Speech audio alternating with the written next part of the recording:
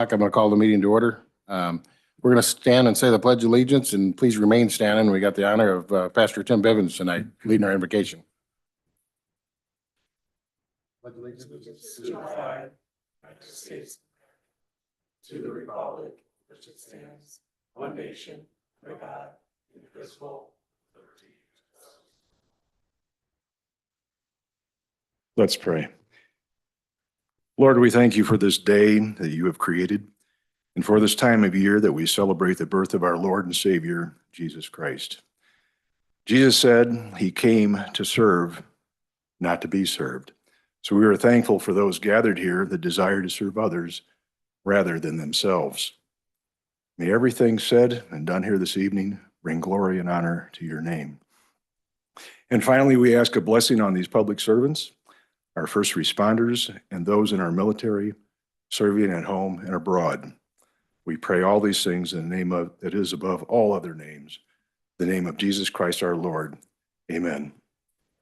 Mr. Chairman, on behalf of myself, my wife, and Grace Fellowship Church, we wish you all a Merry Christmas. Merry Christmas. Thank you. Thank you, Jim. Nancy, would you do roll call, please?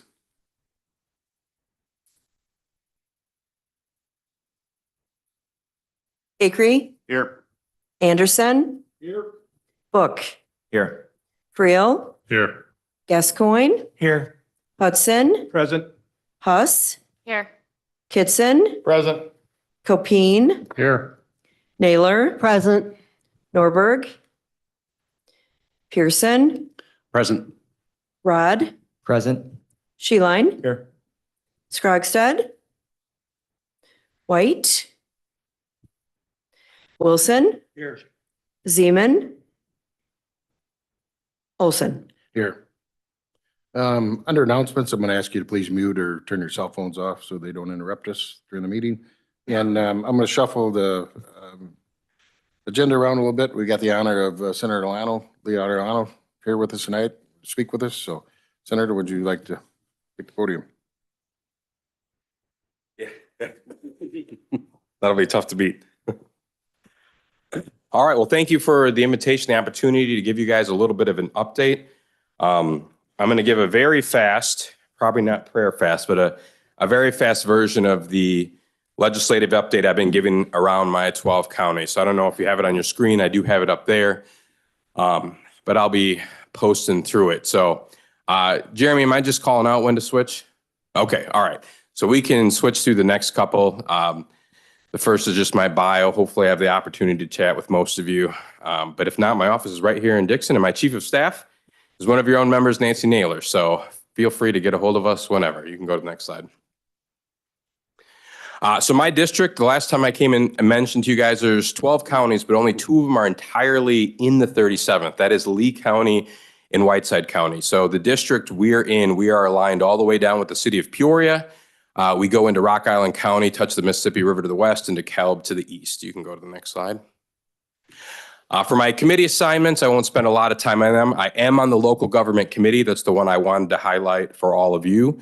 Because of my past service as a mayor in local government, I got appointed to that, and I work with members of both parties addressing local government updates, state statutes, and all of those concerns. So I'm also on the state government committee. I'm in the Interagency Task Force for Homelessness, and I do a lot of work in public health. I'm in the minority spokes for that.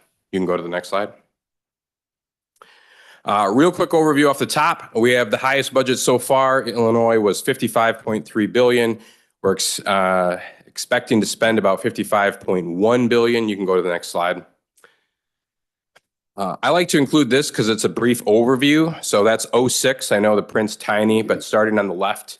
And I think this graph really illustrates a couple things. First, kind of the rapid growth in taxation in the last decennial, and also the fact that our spending has more than met the match of getting rid of that money without paying down debt, which is an impressive, in a bad way, feat.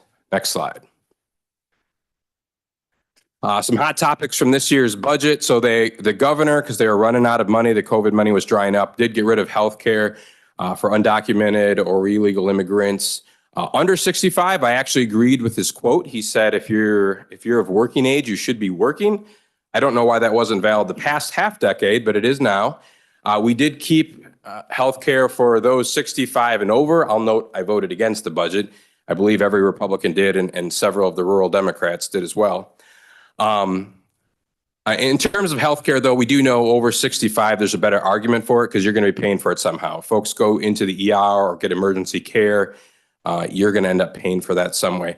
I do also note that there's $240 million. I am sorry, I am not a Democrat. If I was, I'd have $3 million to spend at will in my district, whether or not I voted for the budget, because there are some of my Senate colleagues in the majority caucus who voted against the budget, and they still somehow got the $3 million. So not a great way to go spending money, in my opinion. There are a number of tax increases. I've been getting a lot of emails now that it's football season about the per bet wager tax, short-term rentals. That includes things like, B&Bs, stuff like that, the Airbnb. Tobacco products, that was mostly on the vape products. Those have come under more regulation and more taxation. We moved our cell phone tax up to the highest in the nation. One thing that is note to our rural, very agricultural county, there were no changes to the death tax. So that has been stuck at $4 million since about 2003. It was one of the Farm Bureau's top legislative agendas goals, along with nuisance permits for deer and some of the things raiding fields. We were able to get the nuisance permits and some of that done, but they're just unwilling to budge. So that's not even tied to inflation. The federal exemption, by the way, is at $13 million. So this is something that's forcing a lot of our farmers to game plan on how to, quite frankly, not die in Illinois. And that is the advice they're getting from CPAs. And I see some head nods from my friends who are familiar with the Farm Bureau. So that is a big issue for our region because a lot of our economy spins around agriculture. Next slide, please. Real quick, some legislation. The transit bill did not pass during regular session. It passed only Senate, but we're going to come back to that. Assisted suicide did not pass during regular session, but we're going to come back to that. Omnibus did not get it through during the spring session. We're going to come back to that. The gun storage bill is one thing of interest because there are some Second Amendment concerns, and you guys do have a law enforcement entity in terms of the Sheriff's Department. So there are some concerns about how much power that gives without judicial order to law enforcement to potentially seize weapons. So it's something to keep an eye on from a policy level for any local government that oversees law enforcement. I know our sheriff is very constitutionally friendly, so I don't know that it's going to be a big concern in this county, but still something to keep an eye on because there were some law changes there. Next slide. Real quickly, I'm not going to spend a lot of time on this. This is some of the legislation that I was co-sponsoring and involved with that passed. Some ones I'll note, IDOT is now required to give local governments a portal to submit your paperwork online. So as you interface with that, by all means, give me feedback because I'm curious to see how it works in practice. The state of Illinois' tech is not very good. So I am glad that moved forward, though. There is an Open Meetings Act change that I was part of. Service members are allowed to attend remotely as long as there are quorum present in person. That was basically the law up till now, but there were some issues, so we finalized that. Human trafficking is a hot topic in our region. My counties have both I-80 and I-88, so there's a lot of human trafficking and drug trafficking that our various local and state law enforcement entities have to deal with as it funnels through those interstates. And so there were a number of bills, including one that allows more use of video tracking only on the interstate, specifically dealing with trafficking. So if you have any questions on those, I'll come back to them, but I don't want to spend a lot of time on that here. Next slide. Coming up to veto. So veto was, quite frankly, a monstrosity. I asked a number of my more senior senators, is this how it always is? And I was told very affirmatively, no. We were passing bills up until 4:30 in the morning, the last night of veto session, not just regular session, veto session, changing language within hours before a vote that dramatically shifted how the state of Illinois operates. Next slide. Energy bill was one of them. So we have a massive energy problem growing in Illinois. It used to be one of our economic development feathers in our cap. So there are a lot of issues in Illinois, especially property taxes and affordability for housing. But energy, believe it or not, for a long time, because of the amount of nuclear we have, especially in northern Illinois, it was a perk for our economic development. Unfortunately, because of shifts in demand and because of forced cuts in supply, specifically coal, natural gas, and the nuclear moratorium, that has been going the wrong direction. We've been a little bit shielded in northern Illinois because of the amount of nuclear. Down south, where they don't have as much nuclear and have been getting slammed by the coal shutdowns and natural gas shutdowns, they've been growing over 4 times our rate. The governor's administration predicted the risk of rolling blackouts, outages, economic harm. That's not coming from my party. That's coming from the majority administration. They also released this past week their own mandatory report, basically admitting, now they released it about 15 minutes before midnight on the deadline, so you're not seeing a lot of coverage, but basically admitting, no, it's not just data centers or AI, which certainly have a demand side impact, but on supply side, our CEJA mandates are absolutely driving some of these costs as well. And so their solution is now we're going to have another study due by 2027 on what we should do. And they're predicting potential rollouts, rolling shutdown of blackouts by 2030. So we should be moving a little more quickly than that. I can tell you in the energy committees, which I do sub on, that's the one committee I'll sub into, it has been testified that natural gas equipment and energy equipment is being shipped out by generators out of Illinois to places like Texas. So even if we turn around some of our energy policy, which we really could quickly, quite frankly, people are already starting to take their investments out of Illinois and shift them. So there is a very tight deadline on that.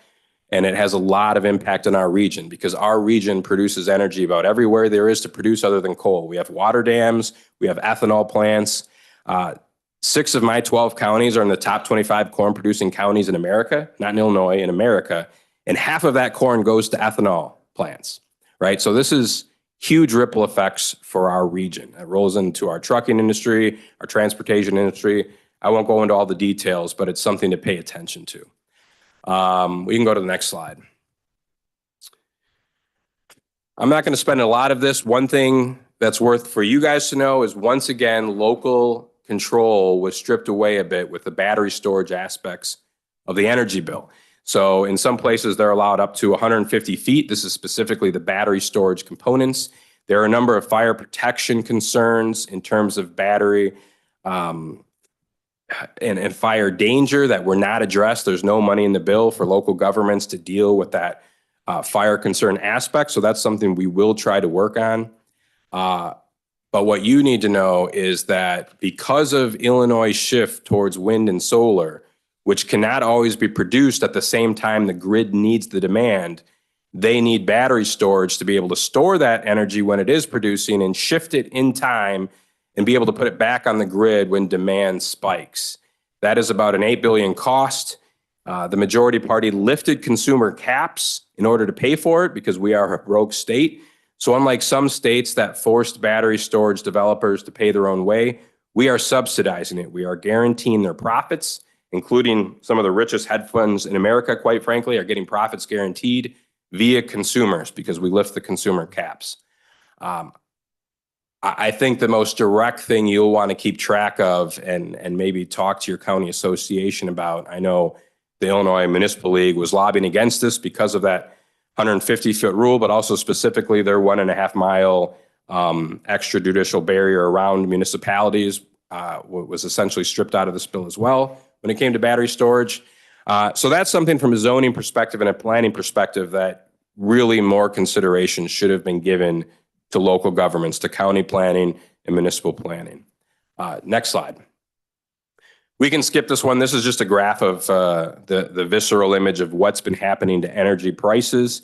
And by 2030, when some of the more stricter mandates come in, there is just no mathematical way we will meet energy demand. And that was before we started factoring in the impact of some of the data centers in AI, which we are not prepared for. Most states aren't. Some are much further along and prepared than we are.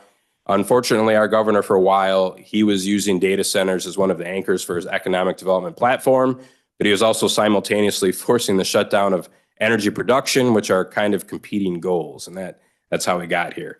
I won't spend a lot of time on the gerrymandering slides. The one thing I'll emphasize is people talk about gerrymandering in R versus D. And while that's true in Illinois, because of the size of Chicago, one of the key dynamics to pay attention to is rural versus exurban, suburban, and urban representation. And what ends up happening in our maps, which are unconstitutional, I have the Article 4, Section 3A quote up there. What ends up happening is rural representation is diluted. And the reason I emphasize this is the single most important ethical reform that Illinois needs before we can get financial reform done is ending gerrymandering. It takes power away from the people and it shifts it into Chicago with intentionality. There are plans in the upcoming spring session to introduce legislation for a constitutional amendment. And I know there's also a citizen amendment being circulated. I can't speak as much on that in my official capacity, but I can talk a bit about the legislative goals. And so the governor had previously promised in the last decade that he would not sign any partisan map. We know obviously he did. Our hope is to try to shift that back because for rural legislators, regardless of party, it is the single biggest impediment to getting our representation through. And to be quite blunt, there's a number of my colleagues who I think are good people, but they've never seen a cow in their life.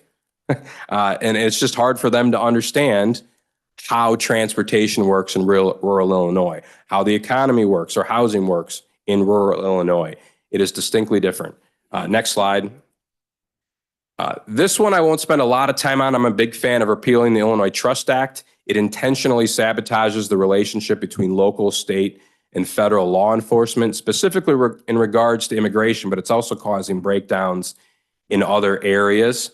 Essentially, Illinois tells the federal government to go it alone on immigration control, but then we get mad, very mad at how they're doing it. And it ends up producing a lot of political theater on all sides, right? And I think one of the biggest things we could do in terms of law enforcement is repeal this. Unfortunately, during veto, we went the other direction. They passed a bill with about 2 hours, 4 hours to go in veto session at midnight without letting us see the language beforehand. That essentially gives civil lawsuits life against law enforcement officers. Now, what does that mean for us? Federal law enforcement is essentially immune because of federal preemption from this bill. So this really is only a concern for our local and state law enforcement being targeted by this and having to watch their back on yet another regulation that's really designed to be anti-law enforcement. Next slide. And that essentially goes over what I just mentioned. There's 1,000-foot safe zones now around courthouses where a law enforcement officer is not allowed to be. When we searched code, and this is going to be a little bit dramatic, but I'm going to share it anyway. When we searched code to see who else had that 1,000-foot safe zone, literally the only other designated entity were child molesters. So law enforcement, child child molesters can't be within 1,000 feet of a courthouse for those purposes. It is really poorly written. Both the Speaker of the House and the Senate President all but admitted on the floor that it's probably unenforceable and will come under lawsuits. But in the meantime, those of us who oversee law enforcement have to figure out how to support them and let them do their jobs while also trying to balance this law. Next slide. Transit is one that probably has the biggest impact long-term on our region and on your budgets. So in spring session, I mentioned transit failed. This is a bailout for Chicago Transit, which is about 2 times as expensive per maintenance mile as most major cities. They've had a lot of corruption issues. They've had a lot of overtime issues and patronage issues and just bad planning issues, and they're going broke. They had a fiscal cliff, which was very legitimate. And so they floated the idea of a 6% service tax. And that would have been haircuts, auto mechanics, any sort of thing service related. Despite Illinois being very high tax state, we actually don't have a service tax, and it would have moved us to one of the highest in the nation. So that was probably one of my top contact issues from constituents against that. And obviously my Democratic colleagues were getting the same news because they killed that.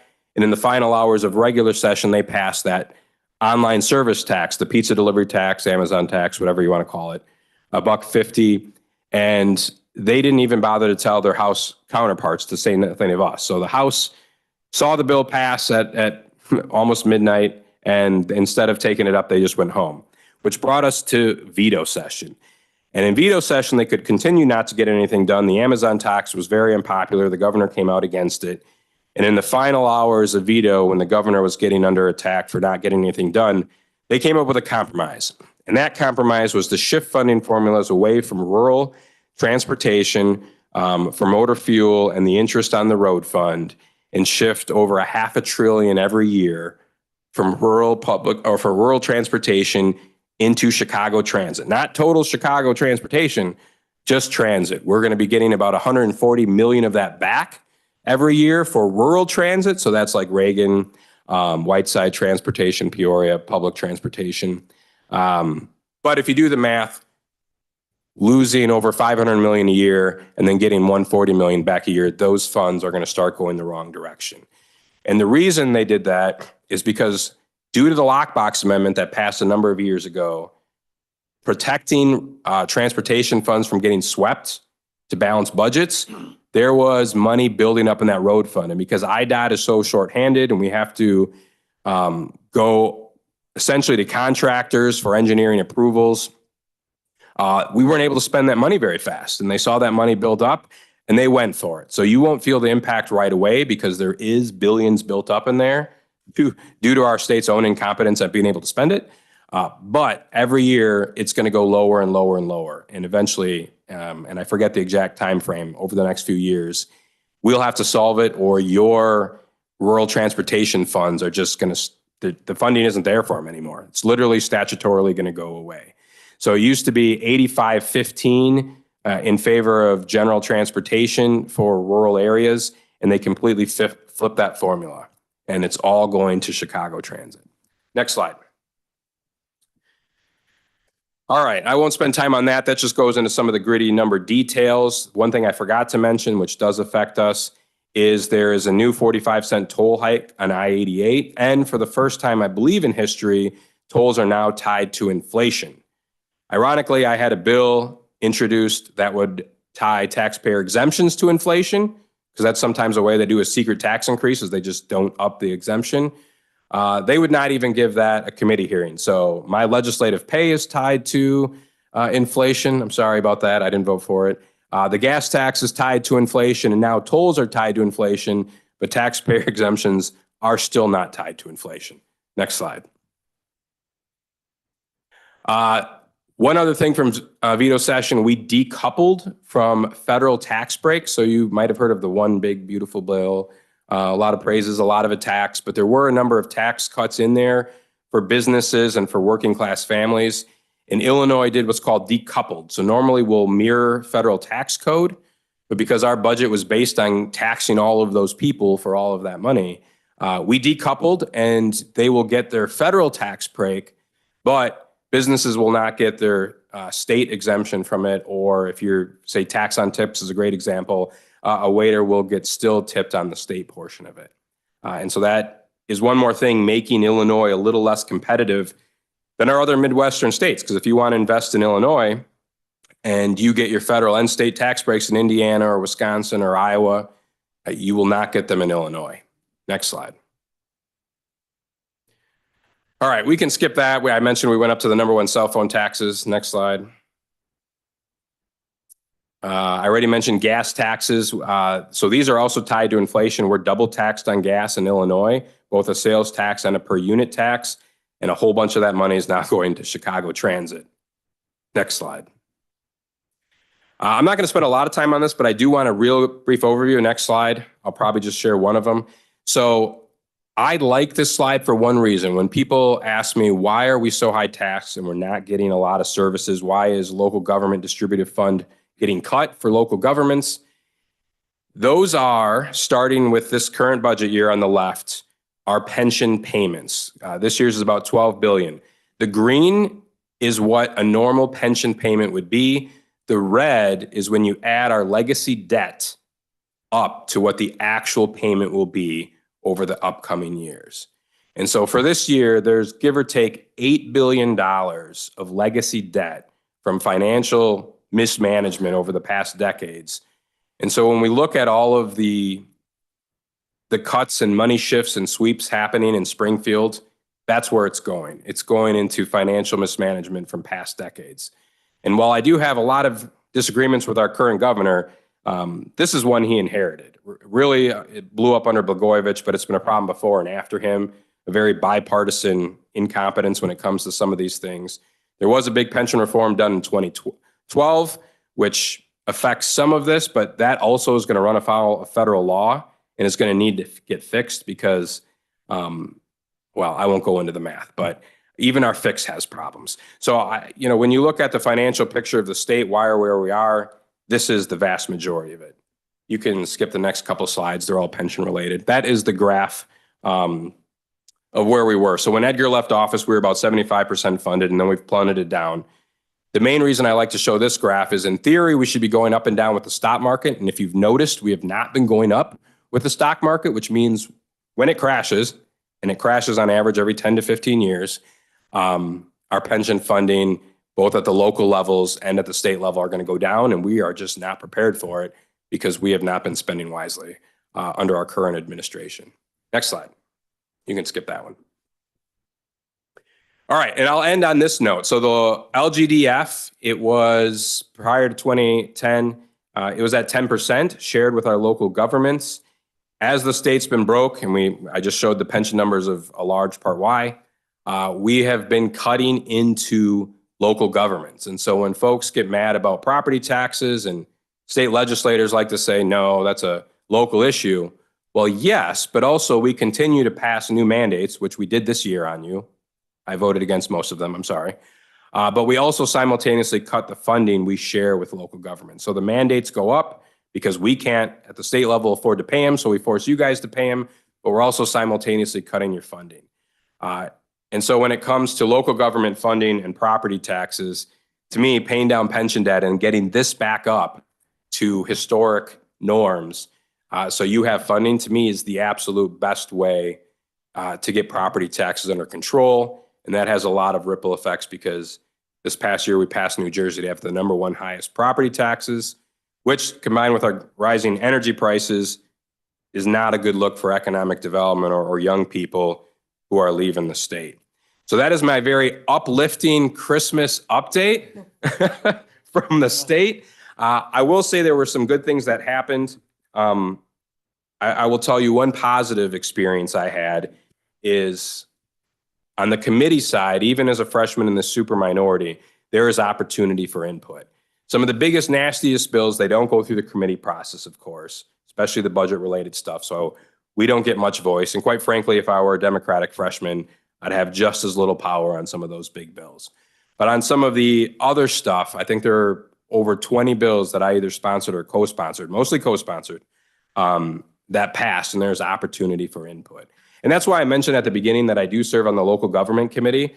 That is one where I think all members of that committee from both parties previously served at local government. We genuinely care and respect local government, and there's an opportunity to work together with my colleagues from all sides of the aisle on local government concerns, other than maybe LGDF, because they want your money for now, sorry.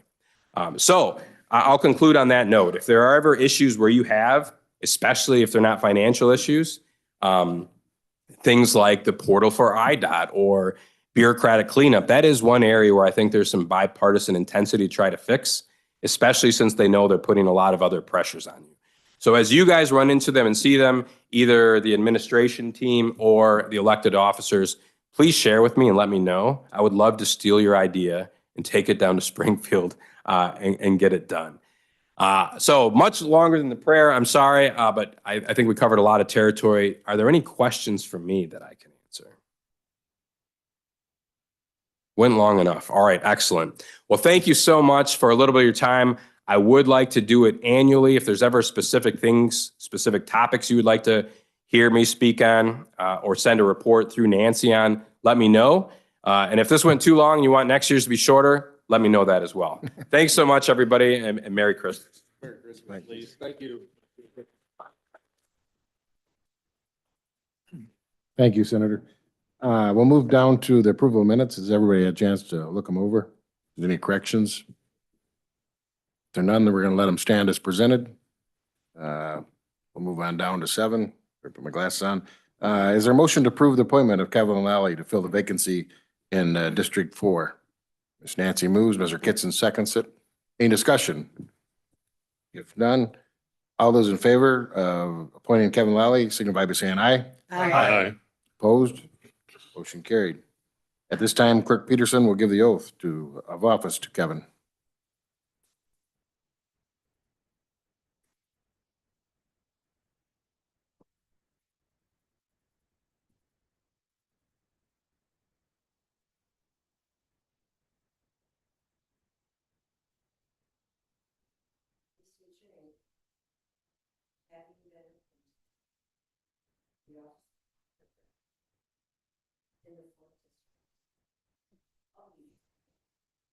In the county.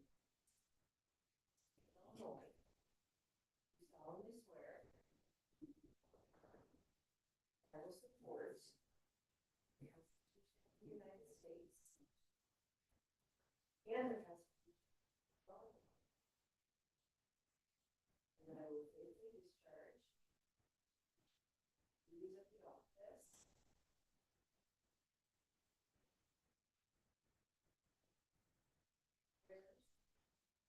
Thank you, sir.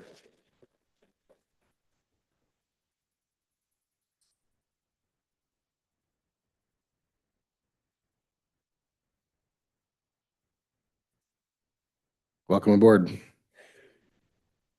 All right, we'll go down. We have no Joseph Meyer resolutions this month. So we'll go to zoning and planning, and there's a monthly report in your packet for of their activities and petitions for your review. We'll move on to the petitions. I've got Alice, would you want to take it from here? Good evening. All 3 petitions that are before you tonight involve the same 2 parcels. Pins number 15-07-12-377-002 and 15-07-13-100-002 located in Nelson Township. Both parcels are zoned Ag 1 Rural Agricultural District and collectively total 85.37 acres.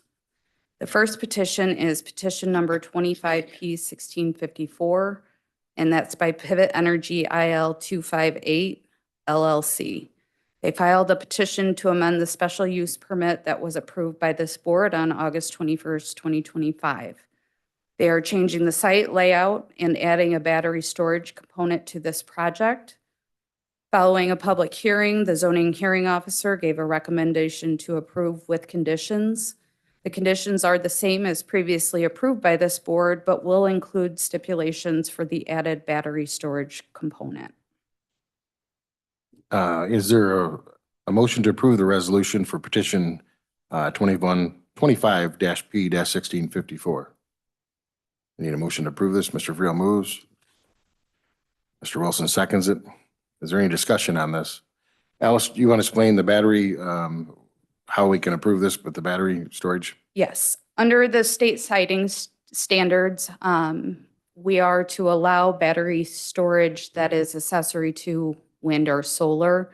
These will be accessory to a solar project and not be standalone. So they do fall under the state's statute. Any questions or comments? If none, all those in favor signify by saying aye. Aye. Opposed? Motion carried. Petition number 25P1655 is by Pivot Energy IL 259 LLC.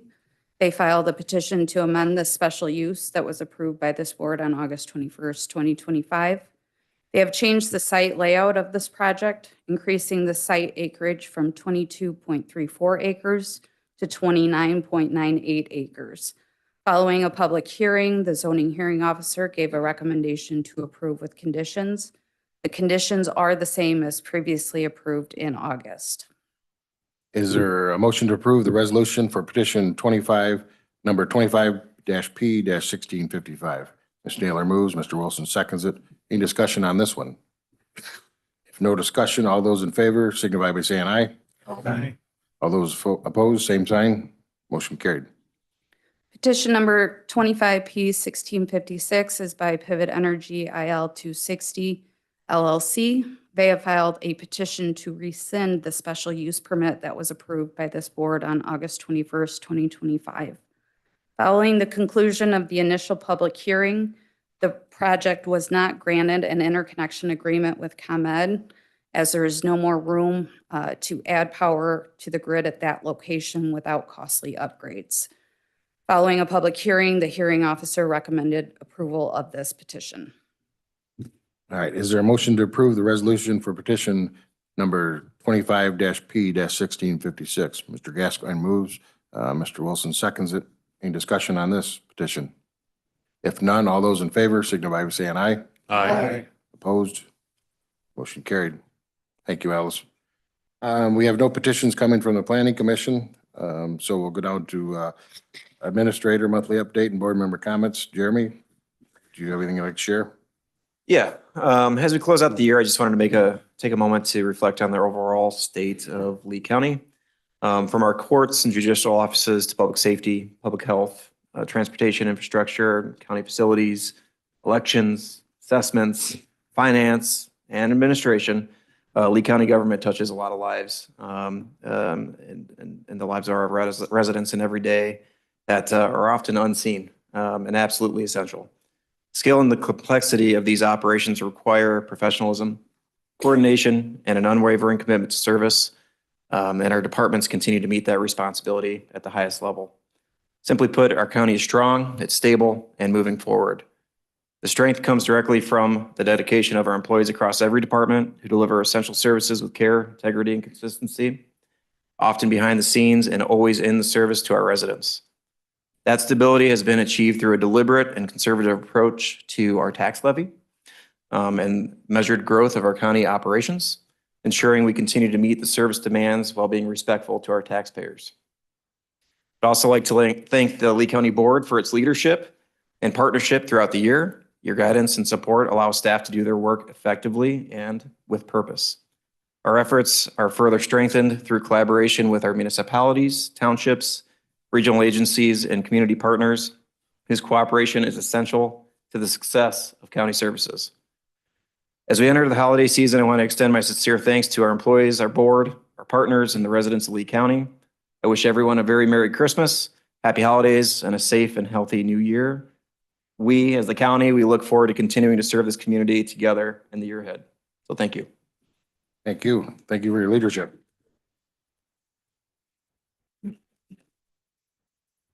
Any board members like to share anything at this time? Mr. Kitson. Thank you, Mr. Chairman. Jeremy, we'd like to thank you for your leadership in getting us where we are and that wonderful presentation. Thank you and Merry Christmas to your family. Anybody else? Thank you. We'll move on then. County organizations updates. We'll start with standing committees. Mr. Krogstad's not here tonight. Anybody else from his committee want to give the report? Sure, I will. All right. County Services met on December 9th, and the report is attached in your packet if there are any questions. Questions or comments for Ms. Huss? Thanks, Ally. Thank you, Mr. Chair. Public safety and court services. I think we got Mr. Hudson giving it tonight. Thank you, Mr. Chairman. Public Safety and Court Service Committee met for a short meeting on Tuesday, December 9th. Minutes from the November 10th meeting were approved. Terry Zink from Animal Control and State's Attorney Boonster were present and walked committee through their reports. Sheriff Whalen provided a detailed written report for members, but could not attend the meeting. Prior to adjournment, the committee and department heads briefly discussed the importance of having representatives from each of the county offices attend the committee meeting or submit reports. The interaction between the board members and department heads helps create policy, convey department needs and provides information for the Finance Committee prior to the budget process. Next meeting will be scheduled for 10:30 on Tuesday, January 13th. And our meeting adjourned at 10:47. Thank you. Any questions or comments for Keen? Thanks, Keen. Thank you, sir. We'll go to Facilities and Maintenance Committee, Mr. Friel. Thank you, Mr. Chairman. The reports are in your computers. We met with the building official and maintenance department. They went over their reports. The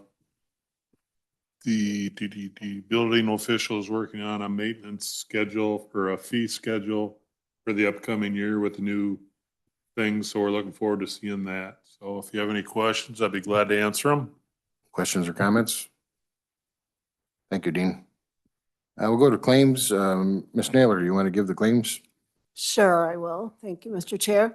The Lee County Claims Committee met its usual 2 times during the past month. The first meeting was November 19th, and we approved and forwarded 46 claims to the county board. And our second meeting was held on December 3rd.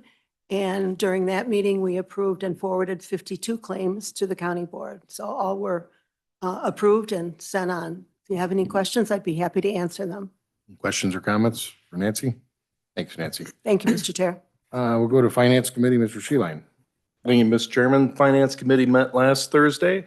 We ended up, we got the year ends in and we came in within $1,700 to the good for the end. Now, what that really means is, and what's important in coming in on a positive note, is that we didn't have to do the transfers that we had anticipated we were going to have to do. We were anticipating taking a full amount out of the solid waste fund and also out of reserves. So we're going to end up the year not only on a positive note, but also without the transfers that we had actually talked about doing last year. So we're going to start off the year on a strong note, and bolstering that, despite our report doom and gloom, I give a little bit of a glimmer of a positive thing, Mr. Chairman, is that the sales tax and income tax that we've gotten in this first month of December has come in strong. So that gives us a modicum of enthusiasm as far as meeting budget and maybe hopefully exceeding budget in our revenues for this next fiscal year. The full financials are in your packet. If there's any questions in regards to them, please, you can shoot me an email or talk to Reed, or this gentleman back here in the back corner would be able to answer any questions that you might have in that. Got a couple of things that's coming on down the line later on in the meeting, and I can talk to them when we get there. Other than that, Mr. Chairman, that's all I've got for tonight. All right. Anybody got any questions or comments? Thanks, Jim. Thank you. Executive Committee, the minutes are in your onboard. If you have any questions or comments, we'd be glad to take them at this time. None, we'll move on to the other committees.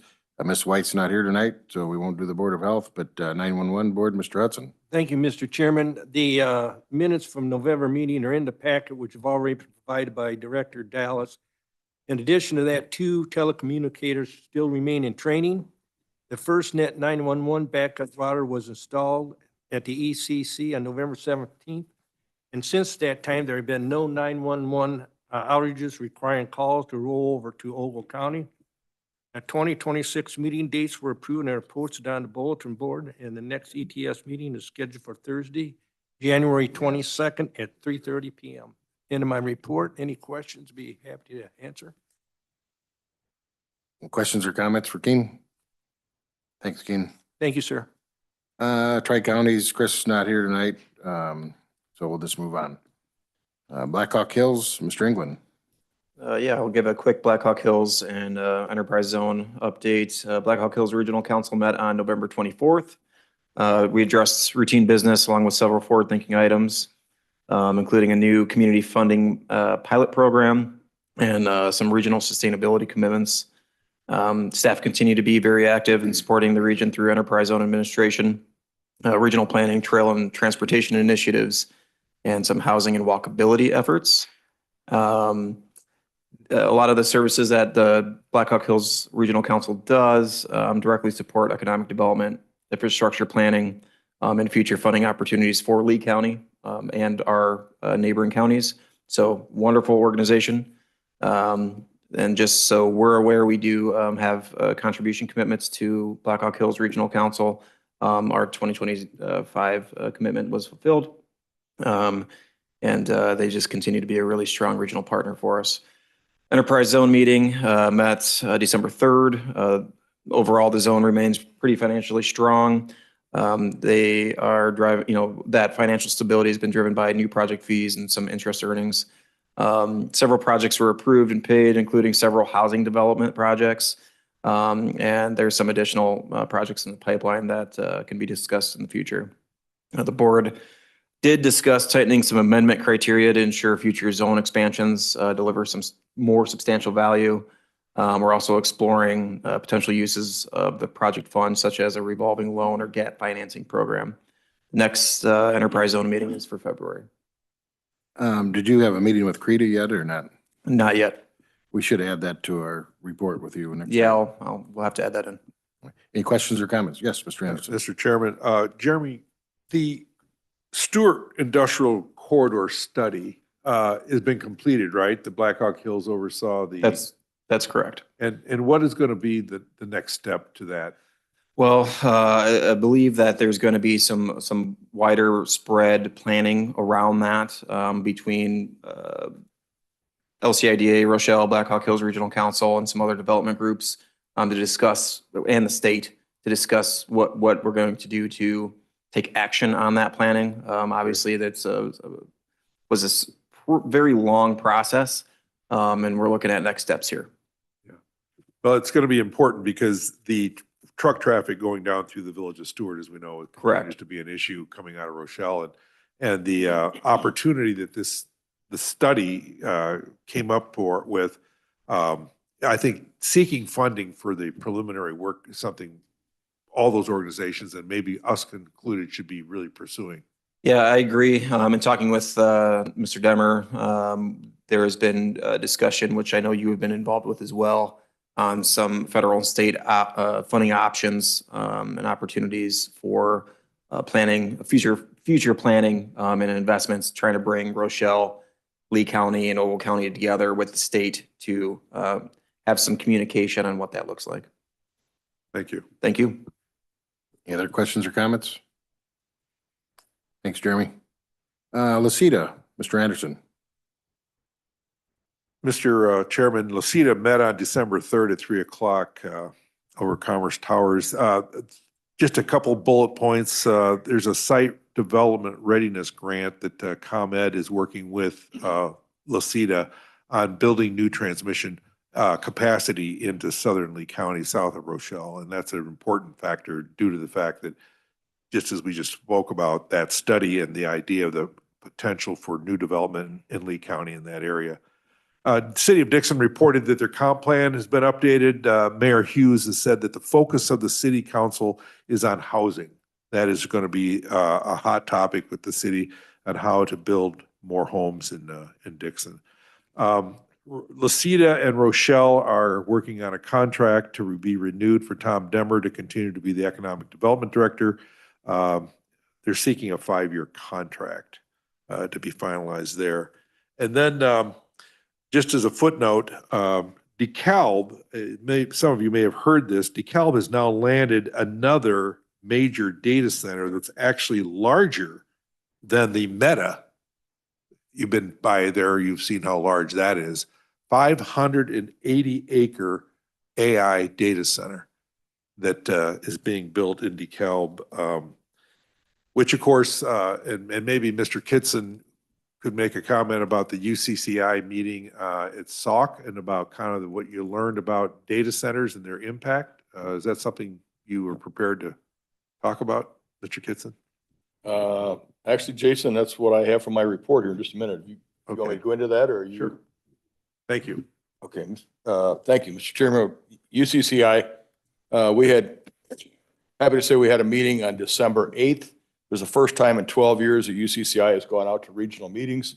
And I think there were 5 counties attended.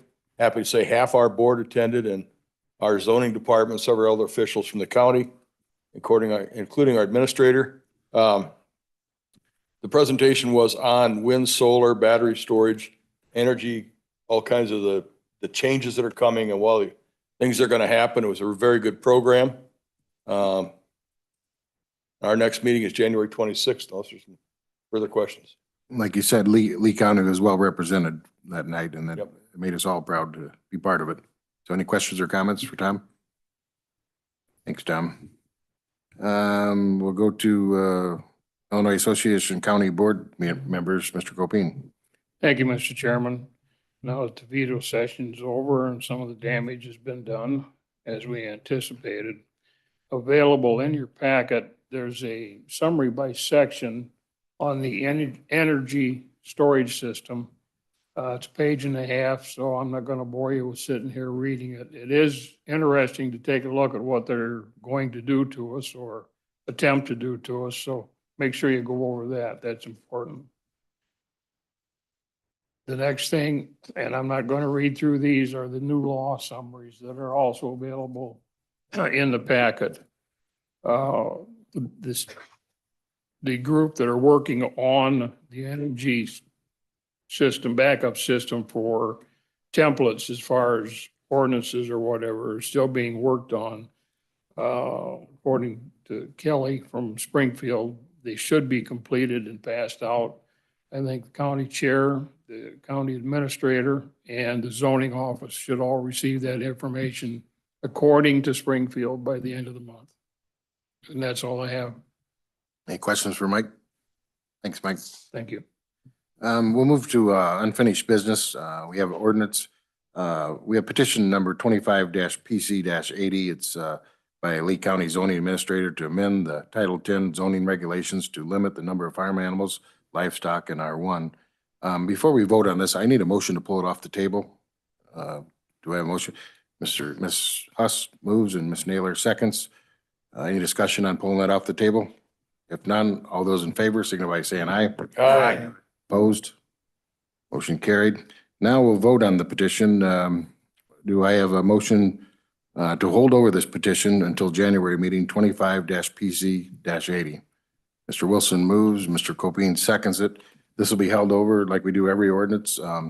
And we had some concerns about sublet. I reached out this week. I talked to their attorney, and I think she's going to work with the town of Sublet to get a solution to their problem, satisfy their needs. And any other comments or anything? Questions, comments? I do. Oh, yes, go ahead. I'm sorry. Can you hear me? Am I live? Yep. Okay, I just wanted to give a shout out. I mean, Mr. Chairman, you were talking about Sublet. I just wanted to make a shout out to the citizens of Sublet that their mayor really stood firm, and to try to fight this ordinance. And I just want to let them know that he did what he could. And again, something like this we can't just hold up for one village or city that, like you said, that, all they got to do is create an ordinance for themselves to block such an ordinance for their town. But I just wanted to let the citizens of Sublet know that their mayor did what he could, and I just wanted to say that. And Reed did as well. Reed lobbied Yes, hard, whatever. yes, he lobbied for that as well. And I even offered Alice up to help him with their new ordinance, Alice, so. Well, that was nice. Yeah. Any other questions or comments? All right, I have a first and a second. We had discussion, so all those in favor signify by saying aye. Aye. Opposed? Motion carried. Thank you. We'll go to new business. We have a resolution of joint funding agreement for federally funded construction, Brooklyn Road. Is there a motion to approve the resolution for the joint funding agreement for federally funded construction for the Brooklyn Road project? Mr. Kitson moves, Mr. Wilson seconds it. Any discussion on this? If none, all those in favor signify by saying aye. Aye. Opposed? Motion carried. We got a resolution for appropriation for Brooklyn Road. Is there a motion to approve the appropriation resolution for the Brooklyn Road project? Ms. Naylor moves, Mr. Kitson seconds. Any discussion on this? If none, all those in favor signify by saying aye. Aye. Opposed? Motion carried. So now we have a resolution for energy storage systems moratorium. Is there a motion to approve the energy storage systems moratorium resolution? Mr. Hudson moves. Mr. Gascoigne seconds it. Any discussion? We do have some discussion on this. Alice, you want to explain to, because there's about the battery storage, because this is what it's directed towards. So again, this will apply to standalone battery energy storage projects. I did expand the terminology to be energy storage. While there is newer technology coming out, it's still pretty young, but I did broaden that a little bit and also put in a stipulation that this will go on until the end of March or until the state passes law that will require us to change what we are doing. I think basically we're just waiting for the state to get it together to send to us. Yes, and that's what I'm relaying to any calls that are coming in regarding energy projects, that we are just simply waiting for the state to pass their law and we are going to fall in line. Any indication how soon that will be from the state? I thought it would have been done by now. Yeah. I don't know. All right. Any questions for Alice or comments about this? None? Thanks, Alice. All right, we have first and second discussion. So all those in favor signify by saying aye. Aye. Opposed? Motion carried. We have a resolution compensation paid under IRC Section 125 plan as a IMRF earnings. Is there a motion to approve the resolution to include compensation paid under an IRC Section 125 plan as IMRF earnings? Ms. Naylor moves. Mr. Anderson seconds it. Any discussion? Good. So just for the board to understand, this is what we talked about last month, is just simply a change for the health insurance premiums be counted as compensation for under IMRF. So it has a cost of around $30,000 and it is within the budget, so. Any other comments or questions? Thanks, Jim. All those in favor signify by saying aye. Aye. Opposed? Motion carried. All right, we'll go to E. We have a resolution authorizing advisory referendum question regarding the federal scholarship tax credit program. Is there a motion to approve the resolution authorizing the advisory referendum question regarding the federal scholarship tax credit program? This will be on the ballot. Mr. Anderson moves. Mr. Friel seconds it. Under discussion, Mr. Anderson, do you want to share with us what? Yeah, just a very brief description of this. This is under the big beautiful bill. This is the stipulation that was made that every state has the opportunity to implement this program. And what it boils down to is that every individual in the state of Illinois who pays income tax into the state of Illinois or federal government tax could take a $1,700 credit on their what they pay in federal tax. It's a dollar for dollar reduction in your federal tax as well as your spouse. So together, you two people in the household, $3,400, you could reduce your tax liability, and that money would go directly into local schools where they could provide scholarships and programs for kids that are having trouble learning, other issues that come with educational opportunities. It'd be a huge benefit to the local schools, both public and private. The only downside is the federal government gets less of your money, but you keep more of your money locally and helping kids in schools. So it's a no-brainer, but the idea is that they need to see how many counties, cities, municipalities, townships support this, and then the governor ultimately by the end of the year has to decide whether or not he thinks the state of Illinois will participate. This referendum, though, this puts it on the ballot, correct? Puts it on the ballot, and then of course, assuming that it gets favorable support, it sends a message to Springfield that says, yes, we want to see this program implemented. Definitely an awesome program. So any questions or comments? Thanks, Jason. All those in favor signify by saying aye. Aye. Opposed? Motion carried. We go to budget adjustments request for the judges and sheriff's office. Is there a motion to approve the budget adjustments request as stated? Ms. Nancy moves, Mr. Uline seconds it. Any discussion? Yes. Yeah, this is just another housekeeping item. This moves, this adjustment moves grant money into the regular general revenue or general ledger. And it's basically just to make it easier to do our audit. Yep. So. All those in favor signify by saying aye. Aye. Opposed? Motion carried. We'll go to G, Comprehensive Noxious Weed Work Plan. Is there a motion to approve the 2026 Comprehensive Noxious Weed Work Plan that we have to give the Department of Ag? Reed moves, Weed moves the weed plan. Mr. Wilson seconds it. Any discussion? Okay. Too many weeds there. All those in favor signify by saying aye. Aye. Opposed? Motion carried. That was a tough one. All right. We got approval of opioid settlement funds. Their amount requested is $3,075 to secure a speaker for April 9th, 2026 presentation. It's an awesome program. Is there a motion to approve the opioid settlement funds request for $3,075? Mr. Kitson moves, Mr. Friel seconds it.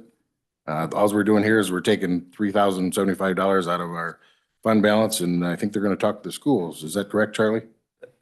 So, correction, this is actually a full appropriation of $9,225. We need to pay to secure the presenter $3,075. So So you want the amount, how much is the total amount this? $9,225. So who made the, I guess we don't have a motion yet, do we, or not? Actually, I lied. Give me 1 second here.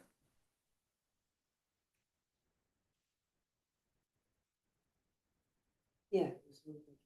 No, it should be more than that. You're gonna have to change it.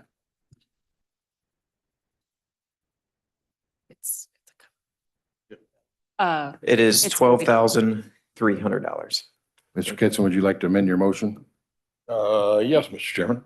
What is that? I'll amend it to cover the 12,300. What's the exact amount, so we have it here? Yeah. 12,000, what is it, Jeremy? $12,300. $12,300 the amendment. Thank you, Mr. Kitson, and who seconded that? Mr. Friel, would you? All right. We have an amended motion. Any more discussion? All those in favor signify by saying aye. Aye. Opposed? Motion carried. Thanks, Jeremy, for making sure we got that right. I have 3 appointments tonight, so I'd like a motion to do all 3 appointments at once, if we could do that. Mr. Hudson moves, Mr. Anderson seconds it. Or Gascoigne, I'm sorry. Any discussion? If none, all those in favor signify by saying aye. Aye. Opposed? Motion carried.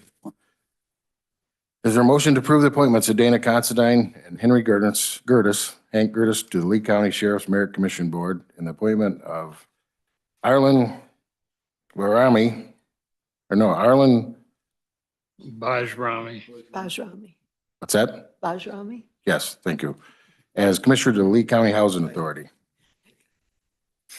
Mr. Gascoigne moves, Mr. Pearson seconds it. Any discussion? If none, all those in favor signify by saying aye. Aye. Opposed? Motion carried. I don't have an executive session tonight. Is there a motion to approve the county officers' reports and quarterly treasury reports? Ms. Naylor moves, Mr. Kitson seconds it. Any discussion? If none, all those in favor signify by saying aye. Aye. Opposed? Motion carried. We'll go to, I need a motion to approve the monthly revenue reports, claims paid vacation, and payroll paid. Mr. Pearson moves, Mr. Friel seconds it. Any discussion on this? If none, we'll do this a roll call vote. Nancy? Okay, we'll start with Hudson, Yes. Huss, Yes. Kitson, Yes. Copine, Yes. Lally, Yes. Naylor, Yes. Pearson, Yes. Rod, Yes.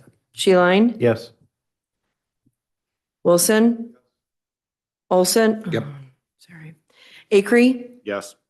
Anderson, Aye. Book, Yes. Friel, Yes. Gascoigne, Yes.